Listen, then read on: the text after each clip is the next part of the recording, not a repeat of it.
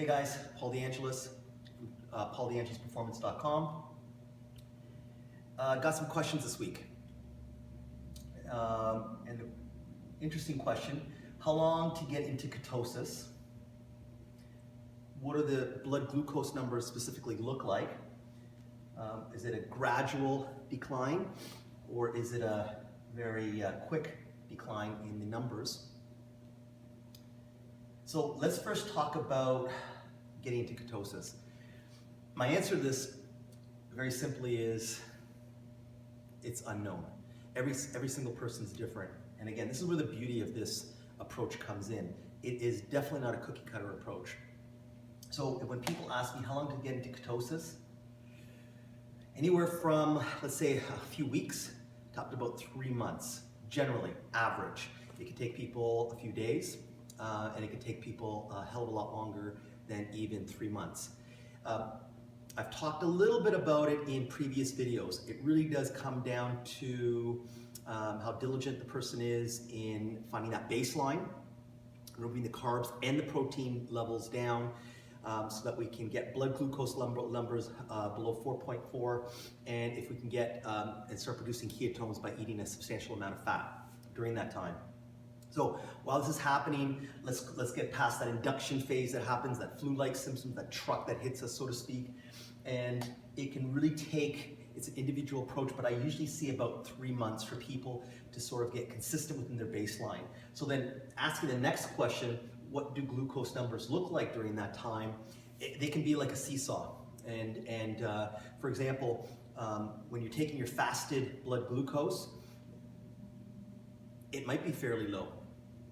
It might be below that 4.4, but then you have to also look at what's happening during the day. So then I prompt people to say, look at taking the blood glucose numbers, let's say about an hour or just past an hour post-meal.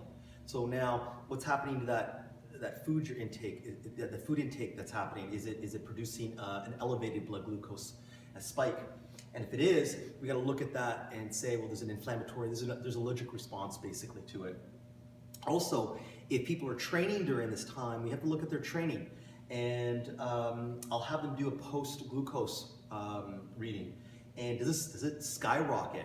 Well, maybe at this point, you have to watch the intensity of your workouts too. So what I usually tell people to do, and remember, something I'm always telling people to do, we want to do this before events. We want to do this at the beginning of our off season. So if you've got something that you're training for, really look at doing that at the beginning of your off season, because there's a lot of adjustment phases. There's a lot of benefits, but you have to adjust first, and how long that takes, we don't know. So going back to how long do glucose numbers take to get down to that consistency, it really depends. Like I said, on average, consistently we're looking at about 3 weeks to about 3 months. Taking into consideration the person's quality sleep, their stress levels. If stress levels remain high during your adjustment phase, glucose levels will stay elevated, and you're gonna battle no matter how dialed in you are to your macros. Okay, so always remember, it's just not the dietary intake we're considering, it's the environment that surrounds us as well. So again, during the off season, maybe we taper down our volume and intensity in our training. Maybe we try to look at the stress that surrounds us in our work, in family life, and really try not to become such a stress ball. And that will help you get the numbers down considerably and quicker, okay? So is it a quick or gradual decline? I've seen very quick and I've seen very gradual. So again, I don't want to be that person that says and contradict anything here. It really is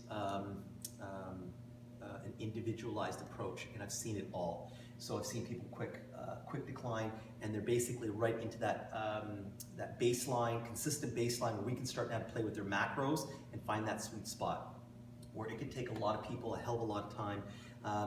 I've worked with one person, it took about 8 months for them to find a consistency in their blood glucose levels. Age plays into it as well. You know, how long we've gotten our body used to fueling from carbohydrates.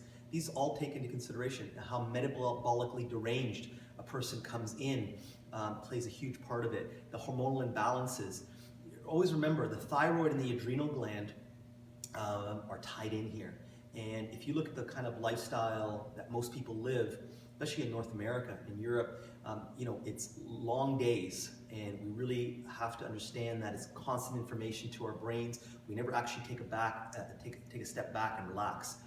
So breathe once in a while, meditate once in a while, take some time for yourself, go for a hike during the day, take your dogs for a walk, do something that really helps energize your brain so you're not on this constant information highway that we're all on.